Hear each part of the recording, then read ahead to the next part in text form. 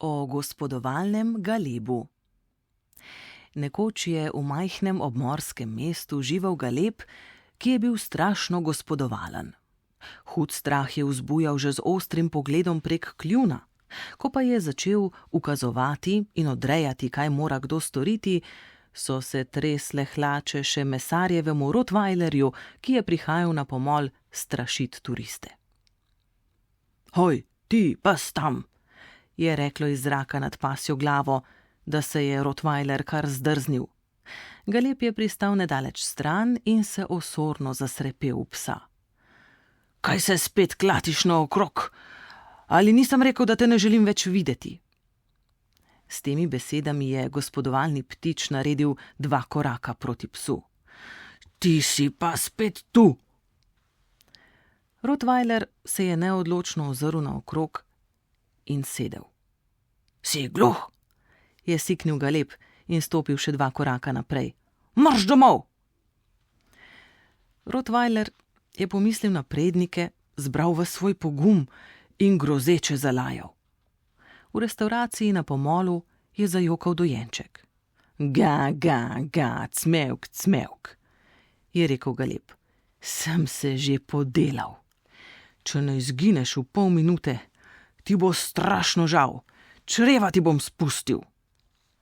Zdaj je bil že čisto blizu in rottweiler je zavohal vonj po ribah, ki mu je vel iz kljuna. Galebove oči so žarele z nevarnim rumenim plamenom, kdo ve, česa vsega je sposoben. Rottweiler je zavzdihnil in se pobral domov. Spet ena izgubljena bitka. Galeb je odpešačil na drugo stran pomola in zagledal deklico, ki je v roki nosila krof. Daj sem krof! Je zatulil, razširil krila in se pognal proti njej. Deklica je izpustila slaščico in zbežala, kar so jo nesle noge. Pridna pumfka, je zagodrnjal galeb s polnim kljunom in se najedel, da je komaj hodil. Skočil je na motocikel, ki je bil parkiran v bližini, in nanj odložil precejšen galebjek. Iz restauracije je pridirjal razjarjen v črno usnje oblečen motorist. Nesnaga ptičja, pa ravno na sedež! Pisal bom županu, naj odredi, da vsem zavijajo vratove, se je drl. Galeb je sedel čisto pri miru in zrl motoristu v oči. Motorist se je ustavil slab meter stran. Nenadoma je opazil, da je ptič pravzaprav zelo velik. Nekaj trenutkov sta se gledala, potem je motorist z roko zamahnil proti galebu. Šc!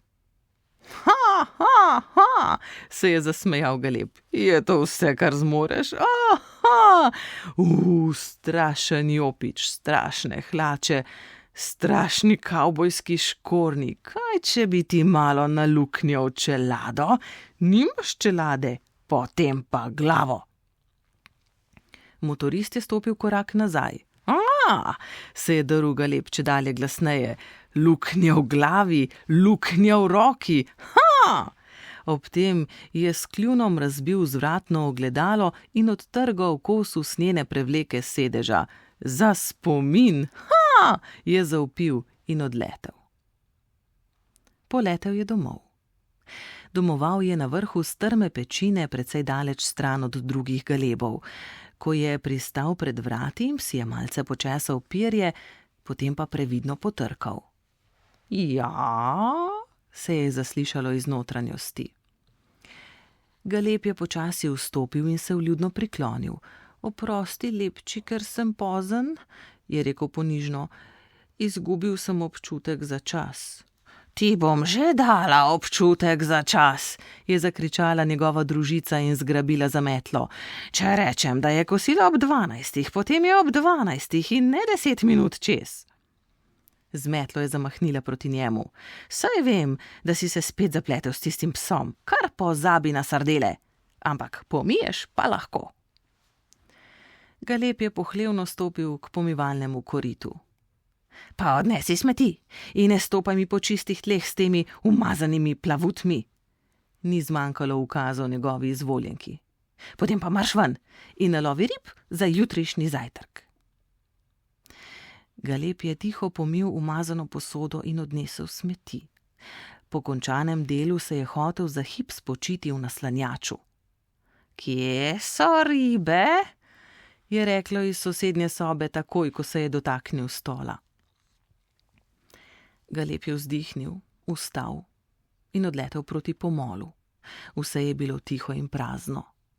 Nalovil je nekaj rib, a ni imel preveč sreče. Potem je na drugem koncu pomola opazil rottweilerja. Izpustil je ulov, dvakrat zamahnil s krili in se znašel pred njim. Peresa na glavi so se mu nasršila, da je bil videti resnično strašen. Spet ti, je zakričal, bi rad, da ti preluknjam možgane? Marš!